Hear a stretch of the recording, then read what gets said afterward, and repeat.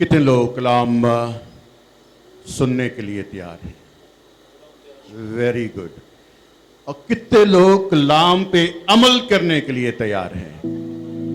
खुदा का शुक्र हो, सब ही तैयार हैं। आज के कलाम में हम देखेंगे कि खुदा का कलाम क्या कह रहा है और हम अमल करने में किस लेवल पे हैं, कहाँ खड़े हैं। हम खुदावंद के कलाम का आगाज करते हैं यशवा की किताब। जिनके पास खुदा का कलाम है खोलिए मेरे साथ यशवा की किताब। यशवा की किताब पहला बाब उसकी 8वीं आयत।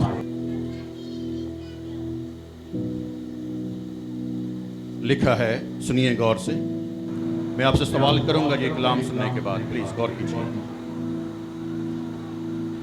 शरीयत की ये किताब तेरे मुंह से ना हटे, बल्कि तुझे दिन और रात इसी का ध्यान हो, ताकि जो कुछ इसमें लिखा है उस सब पर तू एहतियात करके अमल कर सके, क्योंकि तब ही तुझे इकबालमंदी की राह नसीब होगी और तू खूब, कितना खूब कामयाब होगा। कलाम मुकद्दस का पढ़ा सुना और कबूल किया जाना अब सब के लिए बरकत का बायस हो। मैं एक बार फिर पढ़ना चाहता हूं आराम के साथ। इसके अंदर कुछ पॉइंट्स हैं, उनके ऊपर मैं आपसे सवाल करूंगा। सुनिए गौर से। शरीयत की ये किताब तेरे मुंह से ना हटे, बल्कि तुझे दिन और रात इसी का ध्यान हो, ताकि जो कुछ इसमें लिखा है उस सब पर तू एहतियात करके अमल कर सके, क्योंकि तब ही तुझे इकबालमंदी की राह नसीब होगी और तू खूब कामयाब होगा।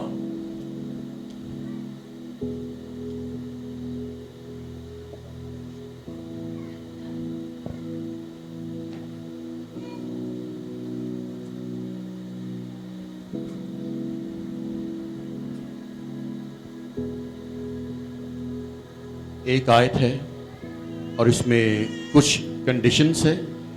जब वो हम कंडीशंस शराइत पूरी करेंगे तो वो शराइत पूरी करने के बाद उसका नतीजा अखज़ होता है। सुनिए गौर से। हम देखते हैं कि शराइत क्या है, वो शराइत पूरी हो जाने के बाद उसका नतीजा क्या है, उसकी बरकत क्या है। शरीयत की ये किताब तेरे मुंह से ना हटे। खुदावंद की तरफ से ये कलाम है कि शरीयत की ये किताब तेरे मुंह से ना हटे। मतलब ये है कि हर वक्त आपकी ज़ुबान पे खुदा का नाम हो, उसकी शरीयत पे अमल करने का आपके अंदर जोश हो, ताकि हर वक्त हर जगह हर काम में आप खुदा के कलाम को दोहराते रहें, कहते रहें, याद करते रहें। One condition. उसके बाद नंबर 2 है दिन और रात इस पर ध्यान रहे। कितना वक्त? दिन और रात। इसका मतलब है 24 घंटे आपका जो ध्यान है, ख्याल है, सोच है, जिक्र है, फिक्र है, वो सिर्फ और सिर्फ क्या हो? खुदा के कलाम की। उसके बाद नंबर 3 है फिर एहतियात से। एहतियात से इंग्लिश में बोलेंगे केयरफुली, बड़े अच्छे तरीके के साथ, ध्यान से, गौर से, सोच विचार के साथ मेडिटेट करते हुए आप क्या करें? नंबर 4 उस पे अमल करें, सुने, जुबान पे रखें। कितने वक्त? दिन रात 24 घंटे, और उसी की फिक्र में, उसी के ध्यान में, उसी की सोच में रहें। تو پھر کیا ہوگا؟ آپ کو اقبال مندی کی راہ نصیب ہو سکے۔ اقبال مندی کا کیا مطلب ہے؟ سرفرازی، ترقی، خوشحالی، کامیابی۔ کلام کی، شریعت کی جب یہ شرائط آپ پوری کر سکتے ہیں، پوری کریں گے، تو پھر آپ کو اقبال مندی کی راہ نصیب ہوگی۔ اقبال مندی، خدا آپ کو اٹھا کھڑا کرے گا، آپ کو اونچے پہ لے جائے گا، آپ کو سرفراز کرے گا، آپ کو کامیاب کرے گا۔ اس کے بعد اور تو کامیاب ہوگا، یا کچھ اور پڑھا تھا، کیا سنا تھا ہم نے؟ اور تو خوب، ایک تو ہوتا ہے کامیاب ہونا، دوسرا ہے خوب کامیاب ہوگا۔ خوب کامیاب کا مطلب کیا ہے؟ کہ ہر ایک کام، ہر ایک منصوبہ، ہر ایک سوچ، جس کسی کو بھی آپ اپنے سامنے رکھیں گے، آپ کرنے کا ارادہ کریں گے، آپ کرنے کی خواہش کریں گے، خداوند آپ کو اس میں خوب کامیاب کرے گا۔ میں آپ کو بتانا چاہتا ہوں کہ خدا کے ساتھ چلنے کے لیے، اس کی برکات حاصل کرنے کے لیے، یہ ون وے ٹریفک نہیں ہے، یہ ٹو وے ہے۔ خداوند کہتا ہے تم میری طرف رجوع لاؤ تو میں تمہاری طرف رجوع لاؤں گا۔ اکثر ہم کیا کرتے ہیں؟ ہم صرف چاہتے ہیں کہ خدا ہی اپنا کام کرے، ہمیں کرنے کی جسارت، کوشش صحیح نہیں کرنا پڑے۔ ایسا نہیں ہوتا ہے۔ کچھ بھی خدا سے کروانے کے لیے ہمیں خدا کے ساتھ تعاون کرنا پڑتا ہے، کوآپریٹ کرنا پڑتا ہے۔ اس نے کہا ہے یہ شرائط ہے، یہ آپ پوری کرو تو میں آپ کو کامیاب کروں گا، سرفراز کروں گا، اقبال مند کروں گا، کامیابی عطا کروں گا۔ لہٰذا یہاں پہ مشکل کیا ہے، پرابلم کیا ہے؟ اکثر ہم لوگ، آپ اور میں بھی اسی میں شامل ہوں، ہم کلام کو سنتے ہیں، پڑھتے ہیں، لیکن یہاں پہ ٹاپ بات آتی ہے، پوائنٹ آتا ہے عمل کرنے کا، وہاں پہ ہم کمزور پڑتے ہیں۔ اس کی مختلف وجوہات ہو سکتی ہیں کہ ہم عمل کرنے میں کیوں ناکام رہتے ہیں۔ اس بات پہ غور کرنے کی فکر کرنا چاہیے، سوچنا چاہیے کہ ہم خدا کے کلام کو پورا کرنے میں قاصر کیوں رہتے ہیں۔ اس کو پورا کرنے کے لیے ہمیں زبور نویس زبور 119 میں لکھتا ہے، کہتا ہے اے خداوند میں نے تیرے کلام کو دل میں رکھ لیا ہے۔ کیا کہتا ہے زبور نویس 119 میں؟ اے خداوند میں نے تیرے کلام کو دل میں رکھ لیا ہے۔ مجھے یاد آ رہا ہے کراچی میں ایک پاسٹر صاحب تھے، وہ اپنے کپڑوں کی شرٹ پہنی ہے یا پینٹس پہنی ہے تو اس کی وہ جیبیں نہیں رکھواتے تھے۔ پتہ کیوں؟ وہ اپنے پیسے بھی رکھتے تھے تو کلام میں رکھتے تھے، بائبل مقدس کے اندر رکھتے تھے۔ دل میں وہ کہہ رہے تھے دل میں کلام ہے، دل میں صرف کلام ہونا چاہیے، پیسے نہیں ہونے چاہیے۔ پاکٹ ادھر ہوتی ہے نا بائیں طرف، دل کدھر ہے؟ دل بھی ادھر بائیں طرف ہی ہے۔ لہٰذا وہ کہتے تھے میں جیبوں میں پیسے نہیں رکھتا ہوں، میں کلام میں رکھتا ہوں۔ جب کبھی پیسے کو بھی میں ٹچ کروں تو کلام تو میں کھولوں گا تو شاید میں تھوڑا پڑھ بھی لوں، اسی لیے زبور نویس کہتا ہے اے خداوند میں نے تیرے کلام کو اپنے دل میں رکھ لیے۔ کیوں دل میں رکھ لیے؟ دل میں مسئلہ کیا ہے؟ کسی سے پوچھیں چرچ نہیں آئے، میرا دل نہیں کر رہا۔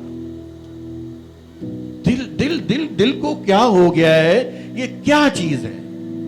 خدا کا کلام کہتا ہے یہ بہت ہی لا علاج اور ہیلے باز ہے۔ کیا ہوتا ہے؟ دل سے کیا نکلتا ہے؟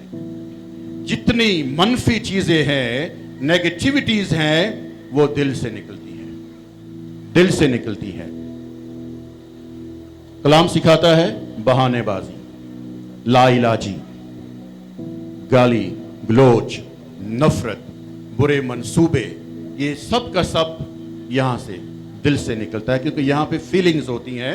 جب فیلنگز اچھی نہیں ہیں تو پھر وہاں پہ یہ نیگیٹیوٹی سے، منفی چیزوں سے یہ بھرا رہتا ہے. اس لیے یسوع مسیح فرماتے ہیں اے میرے بیٹے، اے میری بیٹی، اپنا دل مجھے دے دے. کیا کر تو؟ وہ کچھ نہیں مانگتے ہیں، صرف ایک چیز. وہ کہتے ہیں باقی سارا جسم اپنے کنٹرول میں رکھو، اپنے پاس رکھو، صرف مجھے کیا کرو؟ اپنا دل دے دو. یہ بہت مشکل چیز ہے. دل میں بہت کچھ ہے نا، دنیا جہان کی فکریں. خدا کہتا ہے مجھے تمہاری فکر ہے. ہم کہتے ہیں نہیں، ہم خود ہی خدا ہیں، ہم خود ہی فکر کر لیتے ہیں، ہم خود ہی اپنا حساب کتاب لگا لیں گے. وہ کہتا ہے مجھے تمہاری فکر ہے، اپنی فکریں میرے بیٹے میری بیٹی مجھے تو دے دے. لہذا جب ہم کلام کو سنتے ہیں، پڑھتے ہیں، تو کلام کو زیر غور لانا چاہیے، سوچنا چاہیے، اس کو ہضم کرنا چاہیے، اس کی یگالی کرنا چاہیے. آپ کو پتا، آپ نے دیکھا ہوگا یہ جانور جو ہیں، گائے بھینس وغیرہ، یہ چارہ کھانے کے بعد کیا کرتے ہیں؟ یہ جگالی کرتے ہیں، اپنے دانتوں کو کیا کرتے ہیں؟ ہلاتے رہتے ہیں. اس سے ان کی جو چارہ کھایا ہے وہ ہضم ہوتا ہے. اسی لیے جب ہم بھی کلام کو سنتے ہیں، کلام کو پڑھتے ہیں، ہمیں اس پہ سوچ بچار کرنا چاہیے، میڈیٹیٹ کرنا چاہیے، غور و خوض کرنا چاہیے، اس کی یگالی کرنا چاہیے، تاکہ وہ ہمیں اچھی طرح سے سمجھ میں آ جائے. جب سمجھ میں آ جائے تو ہم، آج کی تلاوت جو ہم نے پڑھی ہے، شریعت کی یہ کتاب تیرے منہ سے ہرگز نہ ٹلے، نہ ہٹے. کلام کی قبولیت کے حوالے سے میں آپ کو بتانا چاہتا ہوں، جو کوئی بھی خدا کے کلام کو سنتا ہے، پڑھتا ہے، خدا کی آواز کو سنتا ہے، تو خدا کی آواز تو مردے بھی زندہ کر دیتی ہے. یاد کریے، جس وقت یسوع مسیح کو سولی پہ چڑھایا گیا تو انہوں نے کہا تمام ہوا، اے باپ میں اپنی روح تیرے ہاتھوں میں سونپتا ہوں، اور یہ کہہ کر اپنی جان دے دی. ادھر ہیکل کا پردہ پھٹ گیا، اور ساتھ ہی جتنے مردوں میں نے یسوع کی آواز سنی وہ اپنی قبروں سے زندہ ہو کے اٹھ بیٹھے. ہاللیلویہ! کیونکہ انہوں نے خدا کی آواز کو سنا. خدا کی آواز سننے سے، خدا کے کلام سے ان کی ہڈیوں میں قوت آئی، ان کے گوشت میں تازگی آئی، تو وہ زندہ ہو گئے. تو مسیحیوں، خدا کے لوگوں، اگر خدا کی آواز سن کے مردے زندہ ہو جاتے ہیں تو ہم جو زندہ ہیں، ہم اس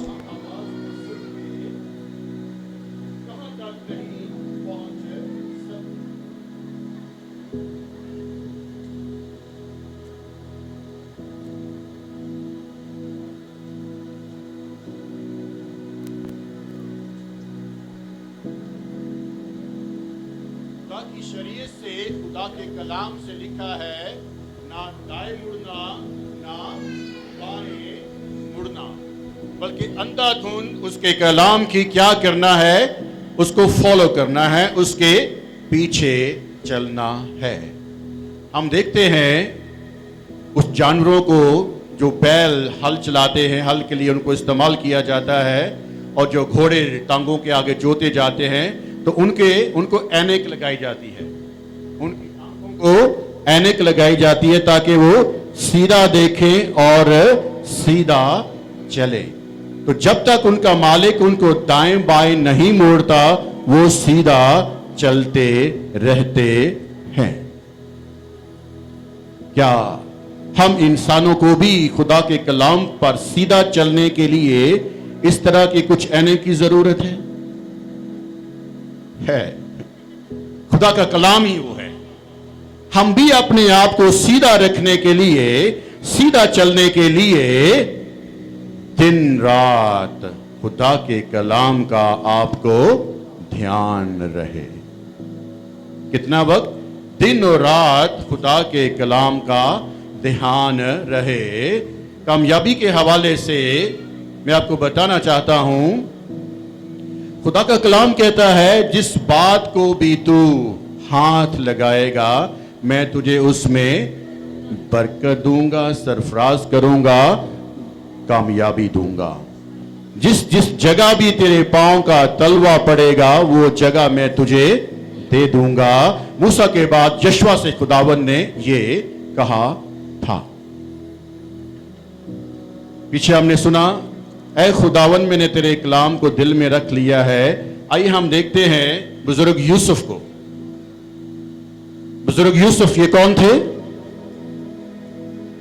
بزرگ یعقوب کے 11ویں بیٹے. وہ مصر میں تھے، فرعون کے محل میں تھے. وہاں ایک ایسا موقع آیا کہ وہاں فارون کے خاندان میں ایک عورت جو تھی اس کے ساتھ زبردستی زنا کرنا اور کروانا چاہتی تھی. تو یوسف نے کیا کیا؟ پتہ ہے آپ کو کیا کیا؟ وہ بھاگنے لگا تو اس عورت نے اس کے کپڑے کھینچے.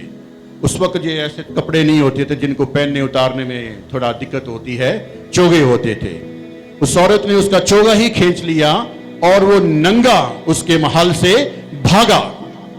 اس نے کہا یہ گناہ میں نہیں کروں گا کیونکہ میرے اندر میرے دل میں خدا کا کلام ہے، میں پاک ہوں. میں یہ ناپاکی کا عمل، ناپاکی کی حرکت، یہ گناہ میں نہیں کر سکتا. تو دیکھیں خدا اس کو وہاں مصر میں کیسے سرفراز کرتا ہے. اس کے اس عمل سے اس پہ الزام لگا دیا گیا کہ اس نے میرے ساتھ زناکاری کرنے کی، زیادتی کرنے کی کوشش کی. تو اس کو جیل میں پھینک دیا جاتا ہے. خدا برائی سے بھی بھلائی نکالتا ہے. خدا نے بزرگ یوسف کو وہاں سے سرفراز کرنا شروع کیا. فرعون کے بادشاہ کی اس نے خواب کی تعبیر کی. بادشاہ اس سے بہت خوش ہوا تو اس نے اس کو کیا کیا؟ پورے مصر کا اپنے بعد دوسرے درجے کا اس کو بادشاہ بنا دیا. یوسف غلام تھا، آپ کو پتا ہے، بھائیوں نے بیچ دیا. بیچنے کے بعد سوداگروں نے خرید لیا. خریدنے کے بعد وہ مصر میں چلا گیا. مصر کے بعد جیل گیا. جیل کے بعد وہ بادشاہ کے محل میں چلا گیا. وہاں وہ غلام سے بادشاہ بنتا ہے. ہاللیلویا. کیونکہ وہ خدا سے کہتا رہتا تھا اے خداوند تو نے کہا ہے کہ جس کام کو میں ہاتھ لگاؤں گا تو اس میں برکت دے گا. جو میں منصوبہ بناؤں گا، منصوبہ رکھوں گا، تو مجھے اس میں کامیاب کرے گا. تو دیکھیں، غور کریں کہ وہ کہاں غلام سے بادشاہ بن جاتا ہے. آج ہمارے لوگوں کی کیا سچویشن ہے؟ ہم لوگ اکثر جو کرسچنز ہیں ترقی کا نہیں سوچتے ہیں. کہتے ہیں بس 2 ٹائم کی روٹی ہے وہ ہماری کسی طرح پوری ہو رہی، بس یہ کافی ہے، کافی ہے. ترقی کرنے کا جوش، عنصر ہمارے اندر بہت کم ہے. ہم بولتے ہیں جو ہمیں مل رہا ہے بس ٹھیک ہے، روٹی ہماری پوری ہو رہی ہے، ٹھیک ہے، کافی ہے. جب تک آپ آگے کا سوچیں گے ہی نہیں تو خدا آپ کو کیسے برکت دے گا؟ ہم کوہلو کے بیل بنے رہتے ہیں. جو دہاڑی مل رہی ہے بس ٹھیک ہے، کام چل رہا ہے، یہ کافی ہے. جب آپ اپنی سوچ کو بدلیں گے نہیں تو آگے نہیں بڑھ سکتے ہیں. پچھلے دنوں میں دیکھ رہا تھا یوٹیوب پہ یا خبروں میں تھا، ایک چھوٹی سی بچی تھی جو بھٹے پہ اینٹیں بنا رہی تھی. بالکل 5-6 سال کی بچی ہوگی، یاد ہے تمہیں؟ اینٹیں بنا رہی ہے. تو میرے آنکھوں میں آنسو آ گئے. خداون یہ کیسی غلامی ہے. وہاں کام کرنے والے لوگ نسل در نسل تھوڑے سے پیسے کے لیے غلام بنے رہتے ہیں. آگے بڑھنے کا سوچتے ہی نہیں ہیں، وہاں سے نکلنے کے لیے کوشش ہی نہیں کرتے ہیں، اپنے گرد ایک جالا بنا لیتے ہیں. جیسے مکڑی جالا بنتی ہے نا تو اس کے اندر پھنس جاتی ہے، تو اپنے بنائے ہوئے جالے سے خود ہی نہیں نکل سکتی ہے. بہت سارے مسیحیوں کو میں نے دیکھا ہے، ضرورت پڑی بھاگ کے، چلو ادھر سے سود پکڑ لیا، ادھر سے سود پکڑ لیا، ادھر سے سود پکڑ لیا. بعض جگہوں پہ لکھا میں پڑھتا ہوں، سود ایک لعنت ہے. سود ایک چنگل ہے، ایک مکڑی کا جال ہے جس سے نکلنا لینا بہت آسان ہے، اس کو واپس کرنا بہت مشکل ہے. کراچی میں جانتا ہوں، خاص طور پہ ایک گلی ہے، کرسچنوں کی گلی تھی. پٹھانوں سے سود لے لے کے ان کا قرضہ اتنا بڑھ گیا کہ ان کے پاس سود کی قسط لٹانے کے لیے بھی پیسے نہیں ہوتے تھے. تو لہذا at the end of day ان کو کیا کرنا پڑتا تھا؟ مکان ہی چھوڑ دیتے تھے. تو وہ سود کے اس پیسے میں وہ گھر اس پٹھان کا ہو جاتا تھا. آج اس گلی میں کوئی 20 گھر ہوں گے، اس میں سے 2 یا 3 گھر ہیں جو کرسچنز کے پاس ہیں، باقی سود کی مد میں پٹھان لے گئے، اڑ گئے، کھا گئے. سوچ کو بدلے کامیابی کے لیے. کہیں خداوند آپ جس جگہ پہ بھی کام کرتے ہیں، جس جگہ پہ بھی کام کرتے ہیں، اس میں کوئی دقت نہیں ہے کہنے میں، اے خداوند تیرا وعدہ ہے، تو نے کہا ہے کہ جس کام میں بھی میں ہاتھ لگاؤں گا، جو بھی میں کام کروں گا، تو مجھے وہ برکت دے گے. تیرا کہنا ہے کہ جس جگہ پہ میرے پاؤں کا تلوا پڑے گا وہ میرا ہو جائے گا. یہ اتنا کہنے میں تو زیادہ وقت نہیں لگتا نا، بنسبت سوچنے کے آج میں نے یہ کام کرنا ہے، اس کے اتنے پیسے دینے، اس کے اتنے پیسے دینے. خدا کو یاد کرے، وہ راستے نکالتا ہے، وہ وسیلے پیدا کرتا ہے. خدا کو پکارے. آپ خدا کے ساتھ چلے تو وہ آپ کے ساتھ چلے گا، کیونکہ وہ ہمارا صرف خدا ہی نہیں ہے، وہ ہمارا باپ ہے. اور جب تک باپ زندہ ہوتا ہے اسے اپنے خاندان کی، اسے اپنی بیٹوں بیٹیوں کی فکر ہوتی ہے، اور وہی سب کچھ کرتا رہتا ہے. اسی لیے یسوع مسیح فرماتے ہیں، میرے بیٹے میری بیٹی، میں نے سلیب پر تیری فکریں، پریشانیاں، بیماریاں اٹھا لی، تو میرے ساتھ چل تو دیکھ میں تجھے کتنا سرفراز کرتا ہوں. اقبال کرتا صرف ایک چیز وہ کہتا ہے کہ اے میرے بیٹے میری بیٹی، تو مجھے اپنا دل دے دے. ایک اور کیریکٹر ہے پیدائش کی کتاب، اس کا 26واں باب. یہاں پہ ذکر ہے خدا کے خادم، خدا کے بندہ بزرگ یعقوب کا، یعقوب کا بیٹا اسحاق. ان کے اس دور میں، وقت میں، اس ملک میں، اس جگہ میں قحط پڑا ہوا تھا، کال پڑا ہوا تھا، بارش ہو نہیں رہی تھی، فصلیں اگ نہیں رہی تھی، تو وہاں پہ خوراک کی کمی تھی، لوگ مر رہے تھے.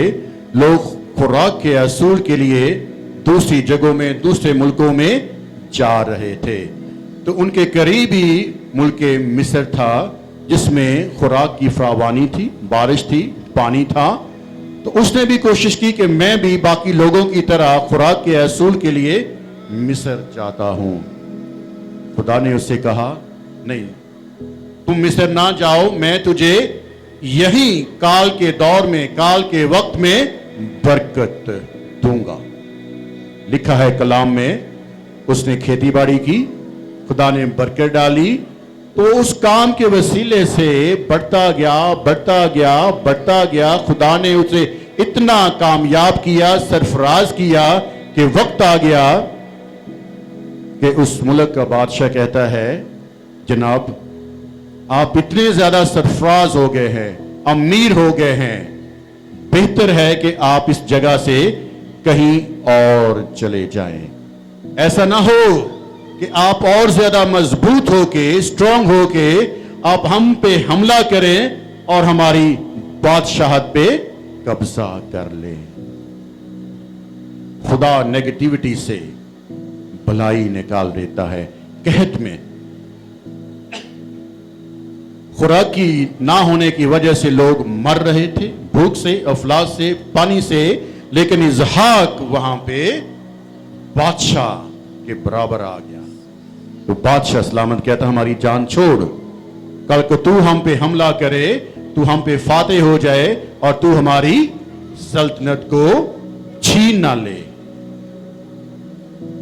अजीजों, खुदा के लोगों, हम सीखते हैं अब्राहम, इसाक, याकूब, यूसुफ, मूसा, जोशुआ, दाऊद, उन्होंने शरीयत पे अमल किया और खुदा ने उन्हें खूब कामयाब किया, खूब सरफराज किया। वो खुदा जो उनको सरफराज करता रहा था, क्या हमें सरफराज नहीं करने पे कुदरत रखता है या नहीं? क्या अब्राहम, इसाक, याकूब के और हमारे खुदा में कोई फर्क है? क्या खुदा बदल गया है फर्क कोई? बताएं, फर्क है?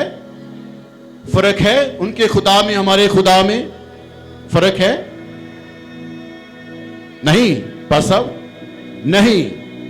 मैं कहता हूं फर्क है। क्या फर्क है? उनके पास तौरात थी, ज़बूर थे, अंबिया किराम के सहीफे थे, और हमारे पास उन सब से बढ़ के उन तमाम किताबों का मजमुआ क्या है? क्या है? ये अंजील, यीशु मसीह की अंजील। हमारे पास यीशु मसीह है। ये फर्क है। उनकी ख्वाहिश थी, उनकी तमन्ना थी, उनकी आरजू थी कि वो यीशु को देखे, वो ना देख सके।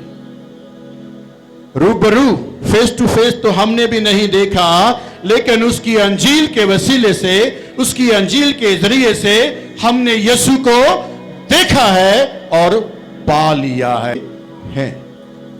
हालेलुया। ये फर्क है। उन्हें यीशु को देखने की ख्वाहिश थी, हमने जीले मुकद्दस के वसीले से यीशु को देख लिया, पा लिया, हासिल कर लिया।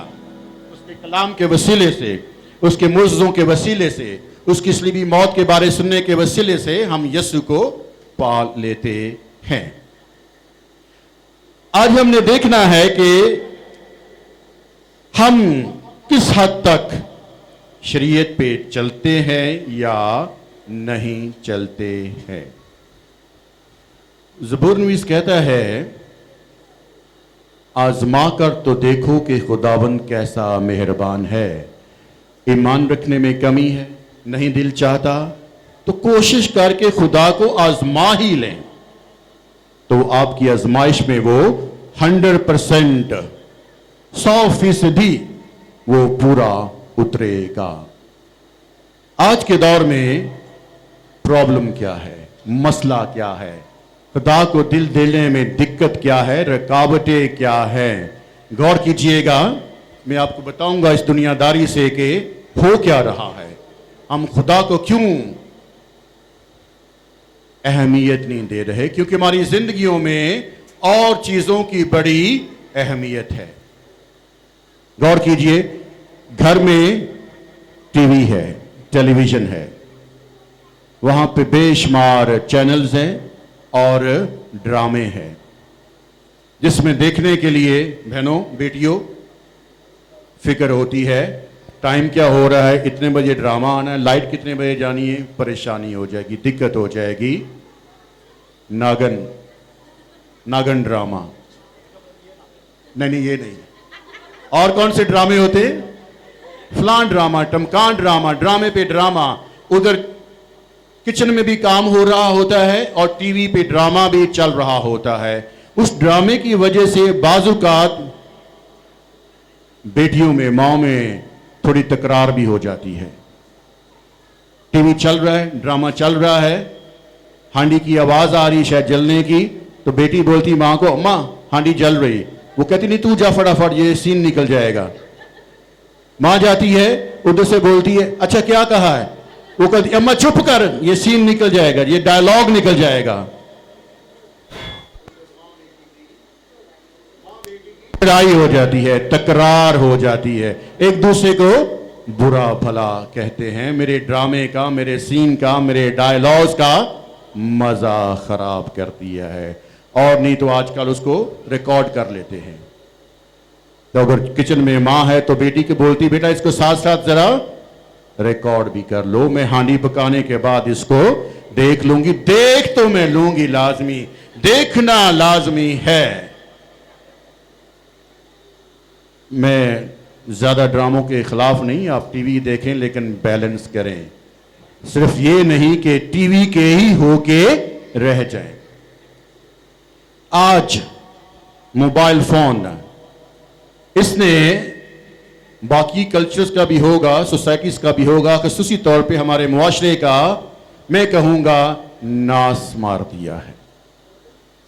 जितने फैमिली के अफराद हैं सबके पास मोबाइल फोन है। किसी के पास 2 भी हो सकते, 3 भी हो सकते हैं, वो शोबाजी है ना। हाँ, मोहल्ले में दोस्तों में पता चले कि मेरे पास 2 हैं, 3 सेट हैं।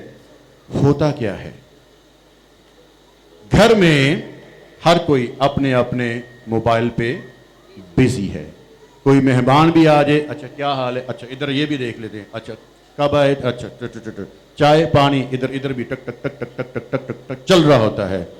अब देखिए बेटों को, देखिए ये मोड़ों पे, गली के मोड़ों पे इधर लगा होता है। परवाह नहीं कौन आ रहा है कौन जा रहा है, पीछे गाड़ी क्या आ रही, गाड़ी ऊपर नहीं, उसको उसकी फिक्र होती है, पता नहीं क्या बिजनेस की कॉलें हो रही होती हैं।